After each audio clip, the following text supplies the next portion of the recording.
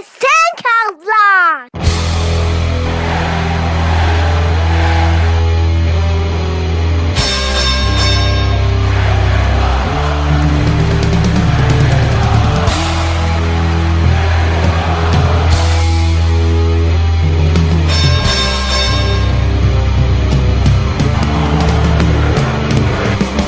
Hello and welcome to the 10 Count Podcast. I'm your host, Jason Tiller. Wherever you are and however you're listening, thanks for making us a part of your day.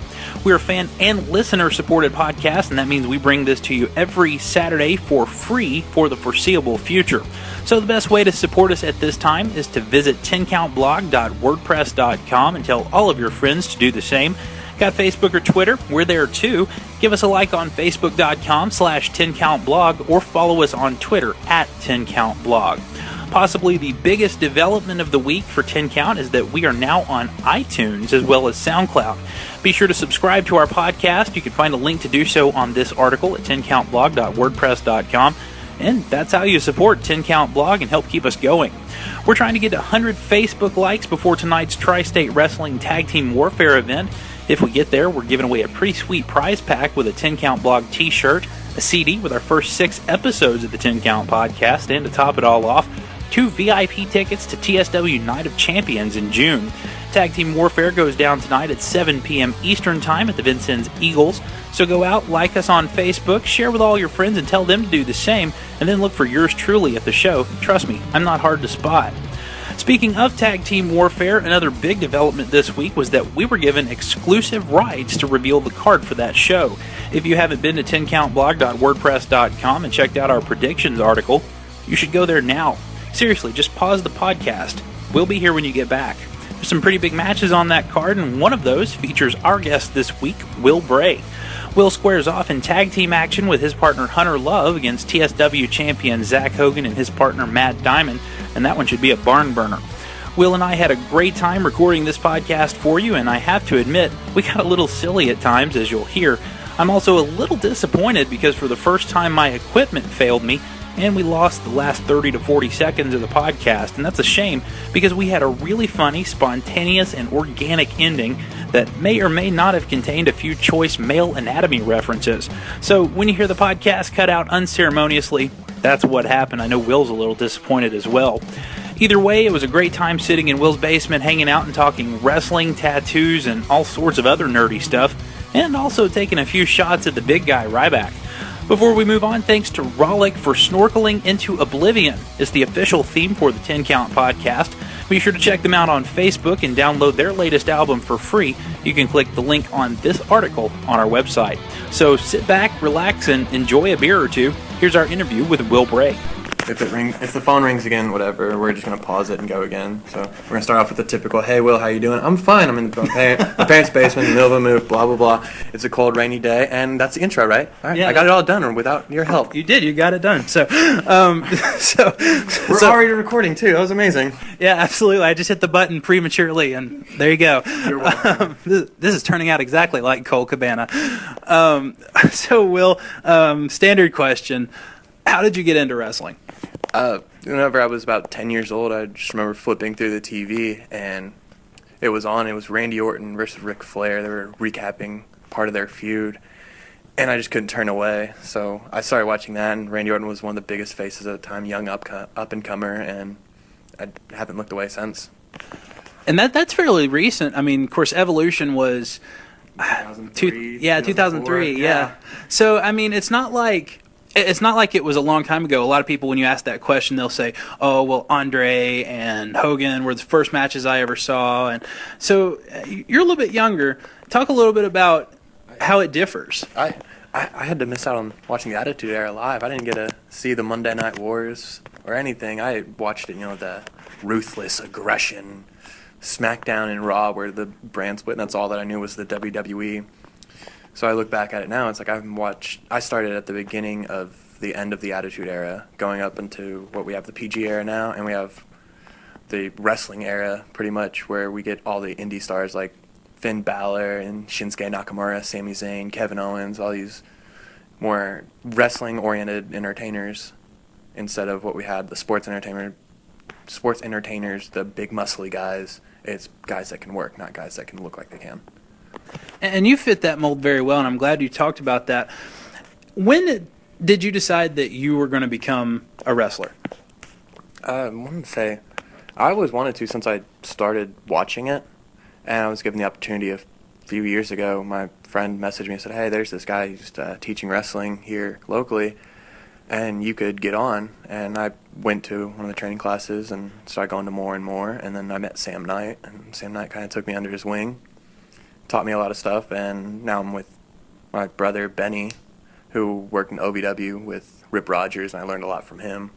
So it just snowballed effect where I learned something here, something here, something here, and IWAU, IWA Unlimited, Noble every Tuesday, and I learn a lot there every week too. So it sounds like there's a family tradition of wrestling between you and your brother Benny, who I hope to have on this podcast at some point. But talk a little bit about watching him and some of the things that you do learn from him and from wrestling these other promotions. What I learned from Ben, one, if I can say on the podcast, it's a strictly working relationship. We both have different real last names. Oh crap! Broke the fourth wall. Damn it! Damn it, Deadpool. Damn it, Will. Sorry. No. I met him whenever I was working for Vex Wrestling. He had just finished up with OVW after he tore his ACL. I always said that he saw something in me, and I just always learned from him. The best thing I learned from him is the psychology he learned from I can't speak today. I can never speak on podcasts. I'll be on that Don't Quit Your Daydream podcast. You'll see me stumble up on words all the time, and I just plug myself too. I'm going to plug myself all night. That's fine. But I learned a bunch of the psychology, the simple moveset. The biggest thing is the tag team aspect, because I team with Ben all the time, where I learn all the tag team psychology that I need to. Whenever I first started on the tag team, I kind of split it into 2 singles matches into one, and now it's a tag match where we work together and hit the tag team moves or sequences that we need to. And the same with Sam Knight, where he was trained in Knox Pro out in California by Rikishi and Gangrel, and he's one who originally taught me the steps for psychology and always teaches me the best ways to sell and the best ways to work your moveset in and how you should do it when. Okay. And how have you taken the stuff you've learned and made it your own? Because you mentioned it earlier, well, I mentioned it more than anything, but in my mind, from my perspective, you have the it factor. You have that one thing that it's that intangible that makes you work for bigger promotions. Your character is awesome, what I've seen of it anyway. And keep in mind, I've not seen him as a heel, but as a face, you're one of the best I've ever seen as far as local promotions go. Talk a little bit about how you've made all of this stuff your own. I don't really even know where to start with that. It's just more of where I was taught the best way to be your own character instead of trying something new or trying something that you don't think you could do or something you just want to do. The best way to be your own character is to be yourself times 1,000. And I'd like to think I'm a bit kooky and out there. So I just take that and I roll with it. I go out through the crowd. If you haven't noticed, whenever I walk through the curtain, I'm hunched over, kind of like surfing with my arms like I'm in the NWO. Flip my hood up and I'm out. And I'll either have my morpher and I'll become a Power Ranger because I'm that awesome, or I'll just come out and just rile up the crowd. The simple kind of stuff, but they all know what I'm about to do because I'll walk around the ring, I'll slide onto the corner, wait, get my picture taken because that's a great pose to get taken. I've got several pictures of that one. I'll get on the corner on the top and just pop my arms up, and I have certain parts of my song where I'll go out there and I know when I need to do what I need to do just for my entrance. And after that, it's just all what would I normally do in these kind of situations? If I just hit the buckle really hard, am I going to just hit it hard and fall, or let's sell it the way it needs to be sold? And I'll sell it the way it needs to be sold, and I'll sell it like death. Okay. And so, you talk about how your character is basically your personality turned up to 11, or you said times 1,000. 1,000. But talk a little bit about the preparation that goes into this. I mean, obviously, it doesn't come together naturally. It's just something you have to work on. Well, at first, it's something you always think about, and after you finally get to that point where it's yourself times 1,000, gotta be behind the curtain, my heart will sink and start really racing, because I always have that feeling before a match where I'm nervous, and you probably won't tell it whenever I get out there, but right whenever my music hits and I walk through, it's all gone. But it's just doing whatever is off the top of my head. The more you prep for it, the less prepared you'll be, in my opinion anyway. If I'm not prepared for it and I just go out there and do whatever I feel like, it just comes naturally. It needs to be something that comes naturally. If not, it may need to change your character. That's a cool way of looking at it, and kind of speaks to the psychology of wrestling. You know, if it feels wrong, it's probably wrong. Talk a little bit about that. If it feels wrong, it's probably wrong. Wow. Oh, well, if you feel like you're, this goofy, nerdy Power Ranger me, then go out there and be nerdy and fun and over-eccentric. If you don't feel like you could be a dog, don't go out there and be a dog. Pretty much, like, it's not you. Go out there and be you. We're in a huge era where everyone wants to be the wrestler, and no one wants to pick like those little tiny characters, because we expose the business already. We know what it is for what it really is. People can't go out there and be a Bruce the Barber Beefcake coming out with those giant shears, but you can do something like that where, if you are a stylist in real life, you can easily take that into consideration, where I could use that as my gimmick. Or if you're a race car driver on your off days, you can go out there, have your little jumpsuit out there, like a rip-off one with your helmet, use your helmet as a gimmick, something, but be yourself. Don't go out there and be something you're not. And that's good advice for aspiring wrestlers such as myself. Talk a little bit about, we'll switch gears a little bit, talk a little bit about training. You mentioned Sam Knight and how he kind of took you under his wing. What was that like? Hell. He's going to hear this and maybe chew my ass out, or probably think he's proud, and he should be proud. The more you take more in just the learning aspect instead of just the physical bumping, the doing moves, he's one where he's going to condition you so you can go the distance. I remember we did one drill called the Samoan drill, and I do it now whenever I'm helping teach a class or something, where have the guys in the corners, and it's high knees, so you have to get your knees to the turnbuckle, and then there's two guys in the middle of the ring, and it'd be called bump. They bump, feed back around, and still high knees, and that's just conditioning you. And he always drills us on making sure you always go work out, you have a gym membership, and the biggest thing he always says, if you don't believe you, what makes it for them to believe you, and makes the people in the crowd want to believe in you? So he'd always make it to the point where if you take a move, sell it right, make sure it's believable. If you don't believe it, fans aren't going to believe it. And if the fans don't believe it, they're not going to come back. And that's the biggest thing I learned from Sam Knight, was to make sure that you're always, in a good physical condition, especially your cardio. Make sure you're selling properly. Make sure you're making sense, and always make sure you lay in your hits. And I remember working a match with him once too, where it's one of those things where it's like, this guy taught me so much. I'm working with him, and I always freeze. Every time I've only faced him twice, I always freeze and mess up something because I'm nervous. The first time I remember it happened, I kind of froze. I didn't lay in a hit right, and he just turned to me and just smacked the ever-living shit out of me. And kind of walked around the ring a bit, got back in, and fucking laid in some forearms on it. And I hurt his ankle, and I felt bad about that. But I did not go soft on him. Fucking hit him. So you talk about your conditioning and making sure that you guys are working cardio and have your gym membership. Talk a little bit about your work routine. I was for a while there doing a CrossFit. I just had to stop because I started taking a lot more bookings. I go to my local gym, or I go to a gym that's in one of the arenas that I perform at. But I'll lift a bunch of weights, do a bunch of crunches. I don't run on the treadmill very much. I'm not a fan of the treadmill. I row a lot. I love using the rower. Once a week I'll go row a 5K or something, or there's another gimmick I do where I'll do a certain time set of what I need to do on max either meters or calories on a row. I'll lift a bunch, I'll squat a ton, technically, where I'll go throw on just 245 plates, that makes it 135, squat that 19 times, that's a metric ton. And do that, 3 sets of that, then I'll go to find what my 1 rep max is, and I'll do a percentage of that in sets and blah, blah, blah.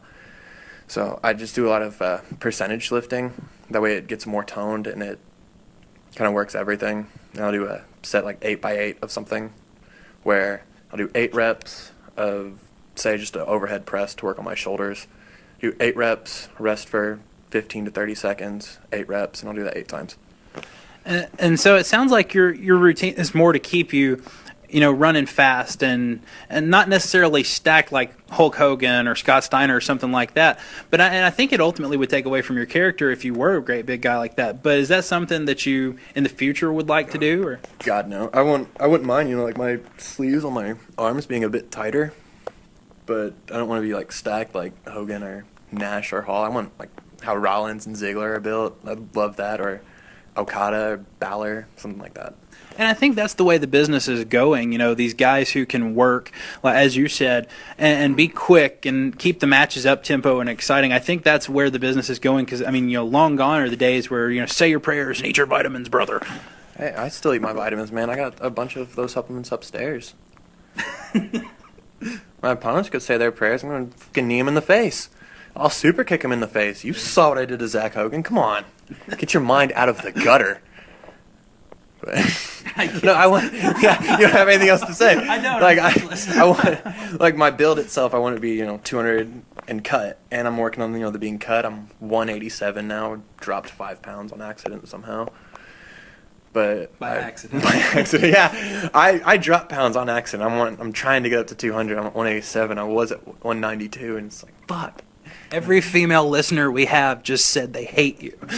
I think my girlfriend's going to be okay with that. And she's sitting over there. If they hate me, she's going to be happy. There you go. Right, babe? Yep. I'm funny. You are. I like this. This is a good interview. Thank you.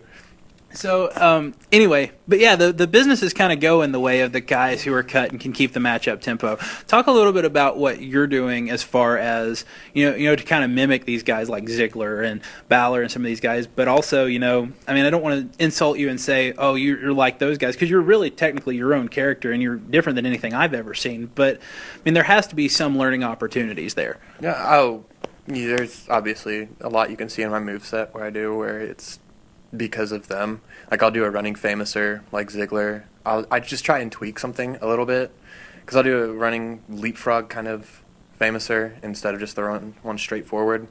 The running knee wasn't even really my idea. It was my friend Spencer Wallace. He's a bigger guy and I can't really get him up for my normal finisher. And he gave me the idea for this like a running regal knee. I added a jump to it and it stuck ever since. I used to do a curb stomp all the time too. I kind of phased that out of the way because it's Seth Rollins who's the champion of the biggest company in the world. You're obviously going to see some similarities. So I tried not to use too much of like their main moveset and just something I see them do, and I want to tweak it a little bit because I know there's a lot of the big forearms in the corner, and I want to do something where I could run in the corner. So I added that moveset where it's big forearm, running knee, and I come out with the implant driver. So I have that big forearm in there. But I run back, and then I run back to him and with the knee, and then come out with something else. So I added it into a sequence. But I want to do something where these are guys I like, these are guys I can do moves like, and there's a reason I'm watching them. I can do something like this. Let me add it in, tweak it a bit, add something else to it, and now it's mine. I mean, you're not going to find, especially nowadays, it's harder and harder to find, your own kind of move or something only you can do because there's so many people out there where you can't just up and do something and it not be taken. Someone's got it. Someone has it somewhere.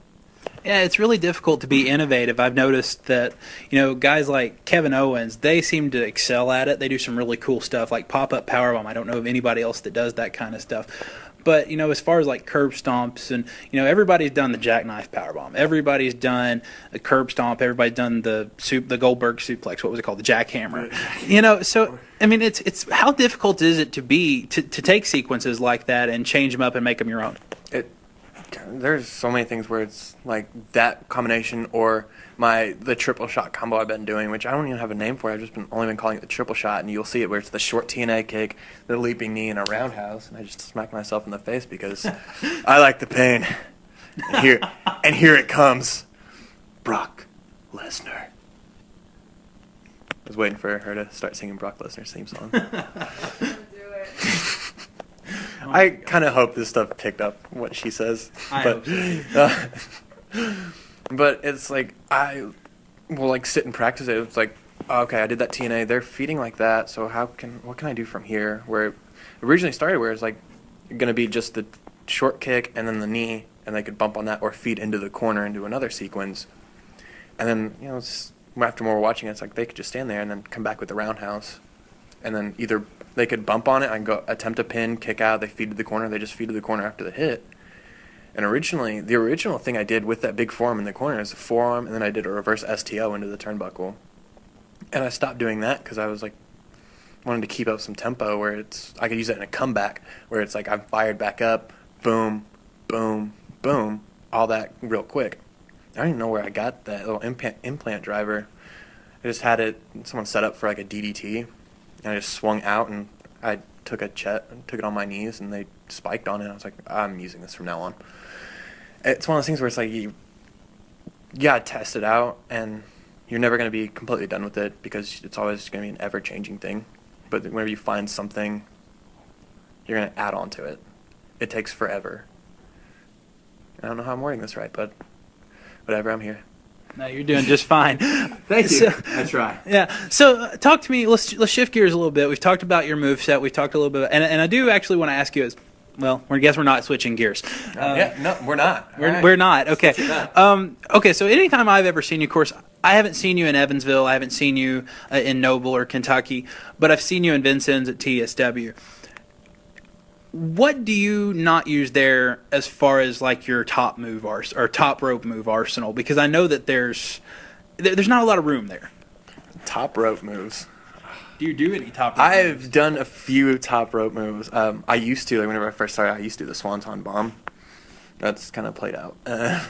I've done the double foot stomp, the coup de grace, or just a diving elbow. And that's pretty much what I do on the top rope is that I'll see Ben go up to the second rope, and he'll do either the double axe handle, or he'll drop the old style Bret Hart elbow, which was always fun to watch. But especially as a heel, I want to stay away from the top rope. It's like, oh, flashy move. I can cheer that. Screw you. Like, I will do the curb stop whenever I'm a heel, too, because it does seem like a very heel thing to do. Most of the time, whenever I'm playing the bad guy, I'm teaming with Ben, and we have just our heel moveset. It's our tag team finisher is he's got him set up for a Russian leg sweep. I'll super kick him down. That's awesome. And you wouldn't put that together, the Russian leg sweep and the super. That's pretty cool. Well, the best part about that was we came up with it on accident. 'Cause we did a run-in the Coliseum here in Evansville, and he had somebody set up for a Russian. I thought he was going to drop him with that, and he yells out, "Will, super kick him!" Boom, snap back real quick. The video makes it look amazing too, and we've just kept it ever since. So, and that's another way some things happen where it's just on a whim you can think of something. So. Okay. So, are top rope moves something that you plan to add at some point to your arsenal, or is that something you said you want to stay away from it as a heel, but you get a pretty good pop at TSW, and I'm sure that at some point you'll want to be face. Is that something you plan to add? I'll add in the elbow drop every now and again. I'll probably do the double stomp again, but I don't really do a lot. I want to do I wish I could do a bunch of the flippy stuff where it looks like I'm going to die just because I know it'd freak my girlfriend out. Well, and that was my next question. Is there concern for injuries as far as that? Because I know concussions are huge right now. All the time. And obviously there's concern for injuries anytime you're doing a contact sport like this. And I don't want to say that you're afraid or anything like that, so don't take it that way. But is that something that guys tend to shy away from nowadays? Because you see a lot less top rope stuff. Not really. The thing with me is just I don't go to the top rope too much. I don't have that much in my arsenal to go to the top, other than the elbow drop, which I'll do every now and again. And I've only done a double stomp a couple times. I just try and stray away from that. And if I go for it, I always tend to try and miss it because it could be a heel thing where they roll out of the way and then they make a comeback. Okay. I'll do like a suicide dive every now and again. It's been a while since I pulled it out. I think last time I did it, I was at Swander, and my foot caught the middle rope, and I spun out, and the way my foot crashed on it, I broke the heel of my foot. It was like the weirdest bone in your body to break. because like, you don't know how to walk right. And it was like the worst pain because all I remember is just like slamming my hand on the floor of this ice rink, which wasn't ice at the time. People were going to call in and say, "How did you land on the floor?" They melt the ice. But I hit the rope, and the way it hit, my body just turned, and I fell, and the momentum like swung my foot to where it just crashed on the floor and just cracked my bone, and it hurt like hell. I got carried out by the medics after the match. I still finished the match and there was a chair. I was in the Tree of Woe. Chair was put in front of my face from across the ring. Scotty Wolf threw a ladder at the chair, and that's all I remember. Interesting fact. I don't want to go into me too much here, but interesting fact. I work at NDOT, and so does Scotty. He and I actually talk quite a bit, and I didn't know he was a wrestler until I started doing the podcast. I love Scotty Wolf so much. Whenever I first started at New Focus, that was the first feud I was put in. It was me and Ben versus the Wrecking Crew of him and Anthony Blaze, and just originally, if you look at Scotty and Anthony, these are these two big guys who look like they're gonna eat you.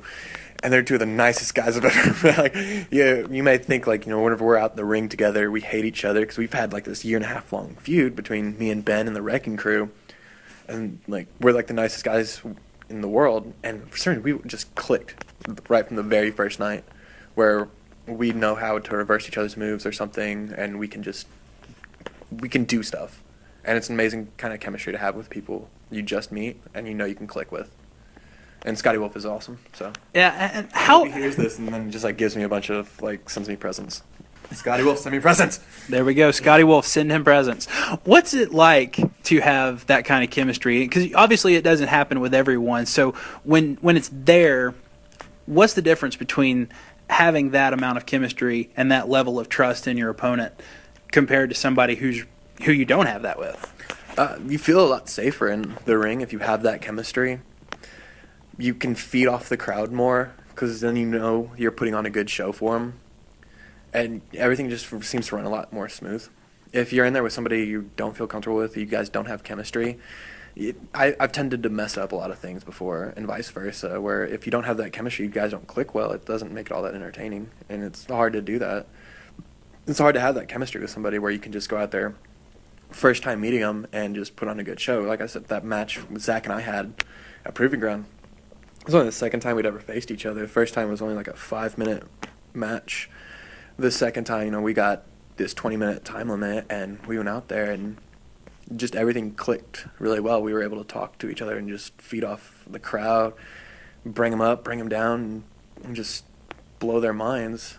And that last little moment, where we just played the crowd like a fiddle, where it's, I won the world title, and my girlfriend was crying because she thought I won, and then they reversed the decision, boom, low blow, Canadian Destroyer, take it home.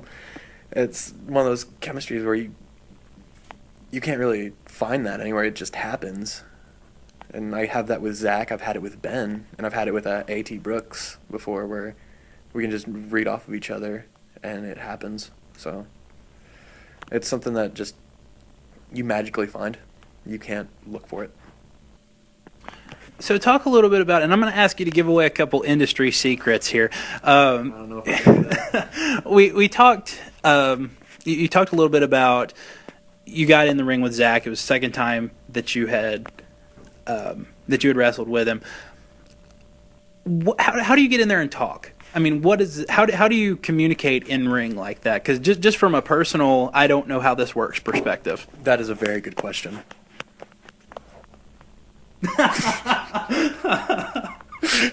I don't know if I can give away those kind of secrets. I mean, you'll see moments where our mouths are covered. Mm-hmm.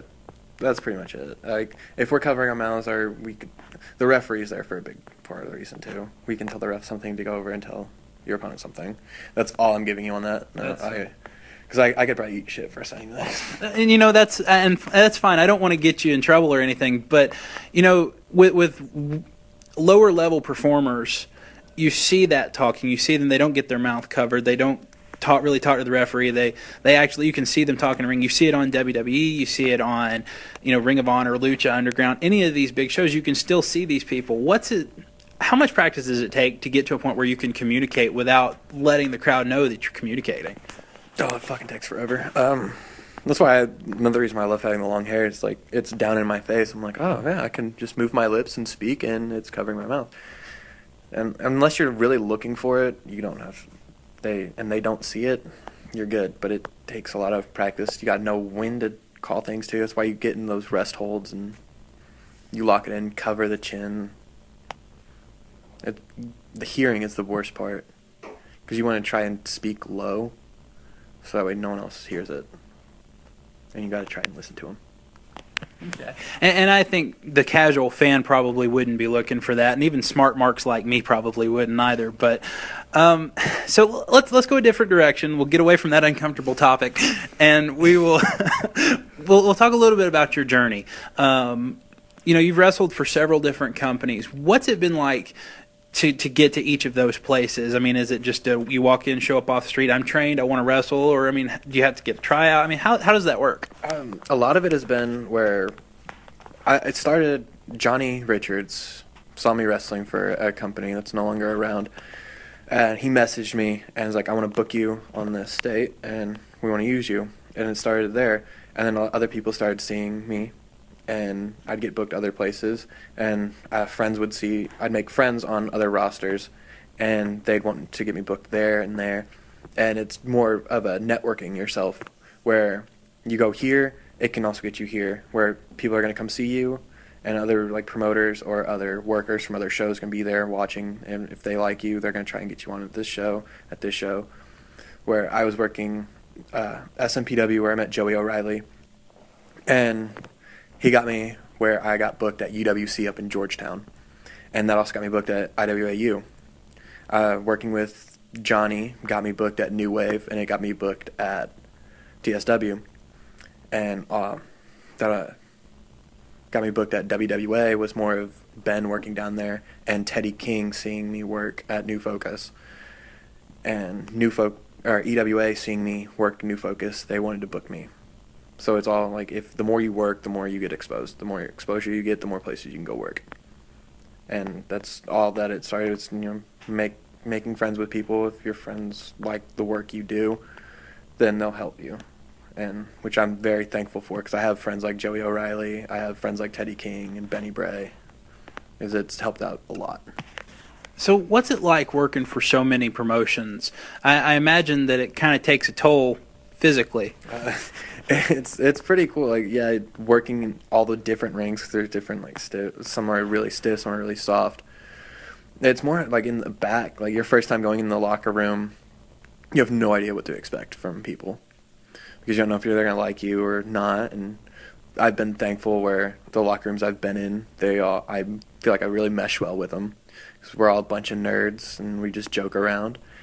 And I like that the business now, it like changed from in the locker room, you're not doing roids and snorting pills and drinking alcohol, even though I do drink alcohol, or you're not, injecting yourself with marijuana all the time. It's like now it's like, yeah, I kind of want pizza. Who wants to go play Pokemon, and we're going to use vapes. That's what it turned to. And just joking around with people. It's just kind of reading your environment is the biggest part about it. Okay. So, what's it like when you get double booked? For instance, March's Proving Grounds, you and Zach had to go first because you guys had another match elsewhere. What's it like to do two in one night, or to be so busy as a top performer like yourself would be expected to be? It's hard because you got to get your match settled at this company. You got to go take the bumps in that ring. You got to finish that out, take care of everything in the back, and then go back to your car and drive again just to go do all of that again. And you only have that few hour time frame to do all that twice. And it takes a lot from your mind more than anything. And the driving sucks, but it's fun at the same time. And I believe that. Now here's another silly question for you. When you go from, like, say, TSW, where you are one of the biggest baby faces, get the biggest pop, and the kids are all chanting, "Let's go, Will," to another promotion where you're like a heel, how does that does the psychology of that work? Because I imagine you have to get yourself into a different mindset going from promotion to promotion. Especially like on the day, like I'm double booked, something like that, where I started out that night, as the babyface, going out there, that huge crowd, to going to EWA and working as one of the biggest heels down there. The mindset just switching where you've got to go out there and I kind of just blow off people like to initially start, and then I'll hear Ben right next to me, which I'm super thankful I have Ben to help me get into that mindset, because he's naturally a heel, naturally. But if he's out there and he's getting the crowd to boo us, it kind of pulls me back to it. It's like, oh yeah, screw these guys, I'm getting him. By the way, kids, Santa's not real. I've said that before. I believe that. I have. And huge group of like 8-year-olds. And I've had popcorn, cans, bottles, whatever thrown at me for it. And it's just more of the switching your mindset to that. It does take a little bit. But it's one of those things where it's when your music plays, you know what character you have to be. Everything's gone. All that pit in your stomach, everything's gone. You know what you need to do. Is there anything that you do to get in the mindset? Like for me, I can imagine if I was going to get in a bad mood, I'd want to listen to some really heavy metal or something like that, get myself into a really aggressive attitude. What's the psychology there? Is there anything you do to prep for all that? I don't really prep like that. I will look out at the crowd, see who all is out there. If I'm the bad guy, it's like, okay, that guy, and that guy, they can all be taken out. Those guys are drunk. Targets acquired. But the biggest thing I do, and it always freaks Ben out, is I'm silent, almost completely silent before we go out, before the music plays. I'm in my own little zone, in my own little world, just thoughts. And it freaks Ben out every single time. And that's pretty much just how I get in the mindset of getting out there. Is I get in my own little world. There's cotton candy and unicorns and rainbows, and Ryback isn't wrestling. I think that's something we all would like to see. Yeah. Unless I'm at a show with my little brother and we've had like 9 beers. Because if we've had 9 beers watching a WWE show, Ryback becomes the coolest person in the world. There's a video of us at Survivor Series one year, and we just went there for like a little vacation. We'd been working we both got done working like 60, 70-hour weeks, and we finally got like 4 days off. Went to Survivor Series and got a lot less than we needed, but we got pretty wasted. And Ryback music played, and all you hear from us is, feed me more, and you wake up the next day instantly regretting it. It's like that girl you picked up at the bar. It's like, do I really need her? Ryback is that girl at the bar you saw whenever you're drunk. So I always make the joke when he made his infamous "I eat negativity." I always make the joke. He eats everything. Yeah, he eats everything. What does he poop?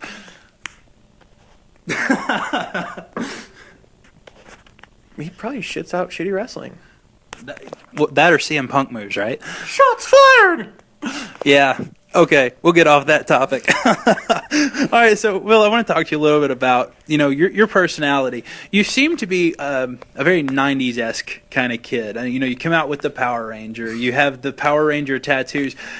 You have a really interesting personality, and it really fits wrestling so well. And I think that's what works well for your character, is that you have just this devil-may-care, I'm going to be a nerd type attitude. I've got my lovely girlfriend bought me a Doctor Who blanket. I'm a nerd for that. I'm subscribed to the Loot Crate. I love nerdy things because that's just who I am. I play Pokemon. I have Power Ranger tattoos. I have a Star Fox tattoo. I've got a Yu-Gi-Oh tattoo. I always forget that. I used to be ranked in the top 1,000 in the world as a Yu-Gi-Oh player. I stopped caring if it's cool and just started caring if I like it, if I enjoy it. So if I go out there and I enjoy, whenever I'm wrestling, I enjoy the character I am because it's me. Me, damn it. So where did the idea come from to have this incorporated into your character? I mean, as far as like the White Ranger, that was one of the coolest things I had seen. I kind of marked out a little bit because I'm a little bit older than you, but I grew up watching, the White Ranger and the Green Ranger show. And then, Jason David Frank, I was hoping his first fight in UFC would be CM Punk, Everyone wants that. Yeah.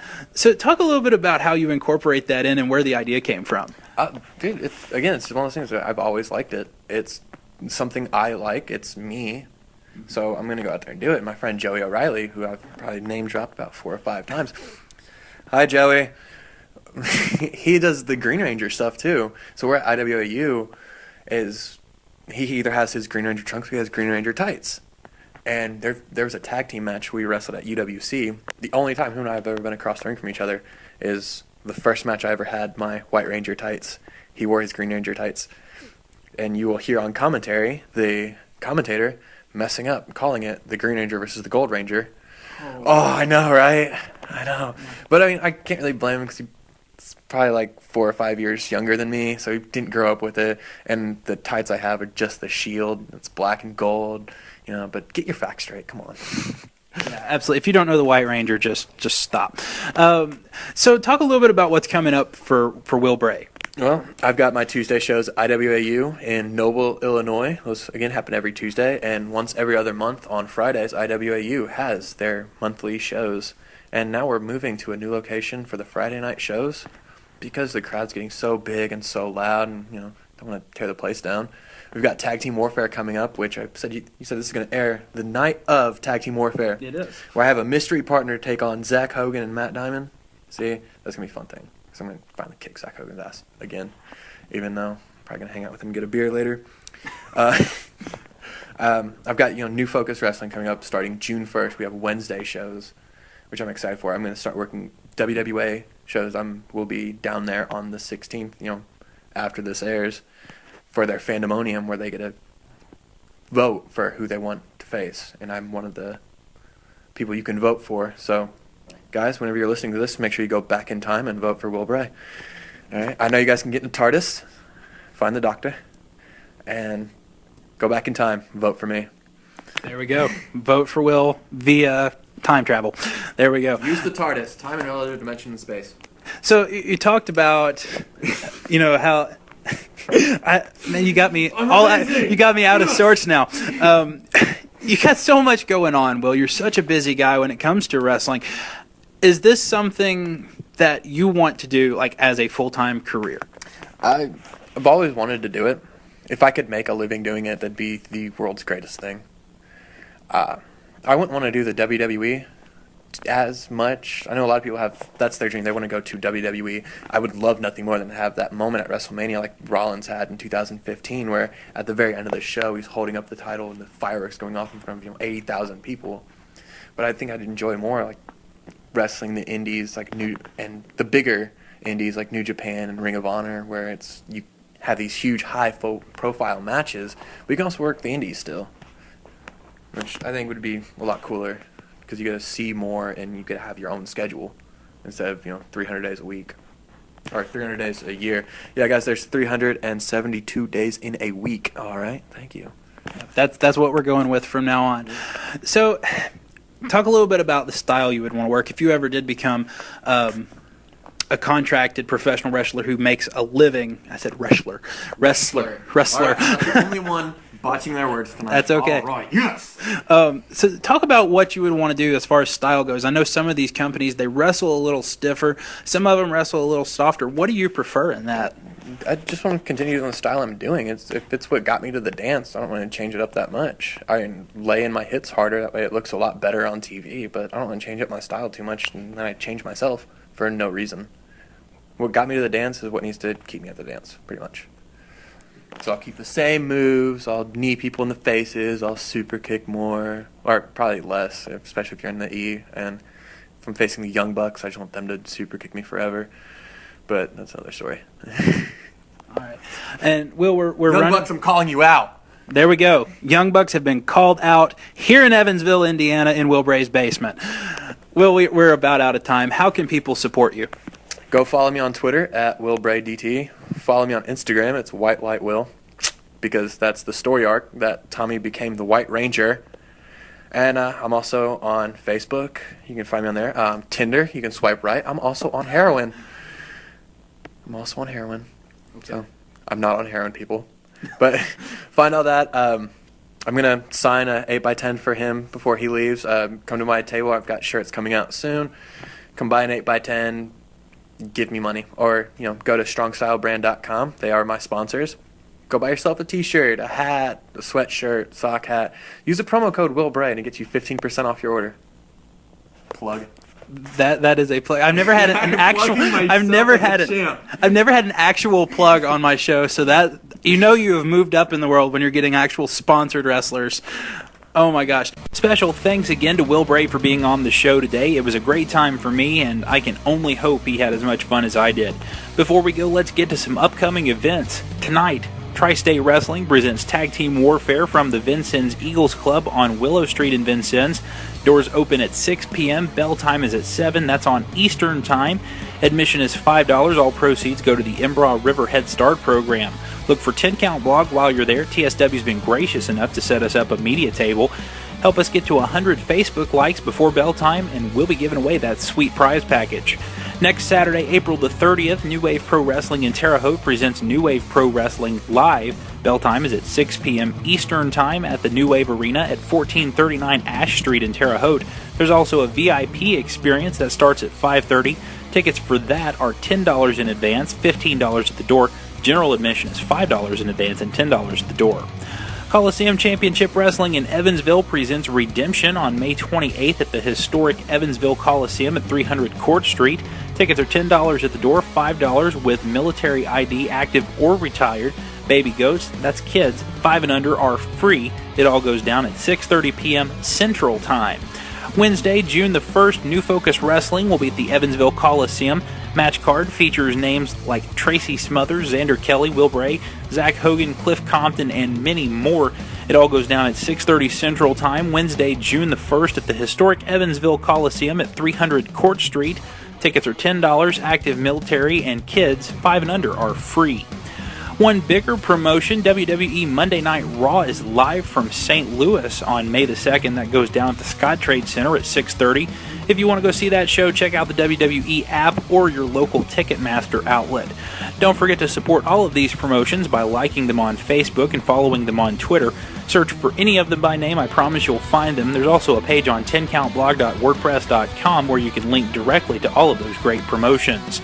Be sure to check out our page at 10countblog.wordpress.com entitled Social Media and Podcasts. You'll find a link to all of our social media pages, iTunes and SoundCloud, and that's all at 10countblog.wordpress.com. If you don't want to go there, we're at facebook.com/10countblog or on Twitter at 10countblog. Give us a like or a follow and help us to get to 100 before tonight's TSW Tag Team Warfare event. Thanks again to Rollick. They've got their Rollick Frolic event coming up June 25th at the Vincennes Riverfront Pavilion. Lots of great bands on the bill for that show. Go out and support them, and remember to download their latest album by clicking on the links on this article on 10countblog.wordpress.com. Special thanks again to Will Bray for opening up his home to us. Be sure to support him and buy some merch from him at strongstylebrand.com. Use the promo code WillBray. Links to his social media will be on this article on 10countblog.wordpress.com. It's been fun, but we've got to get out of here. Don't forget to subscribe to the podcast on iTunes. Search 10 Count Podcast. Thanks again to all of our listeners and supporters. This has been the 10 Count Podcast.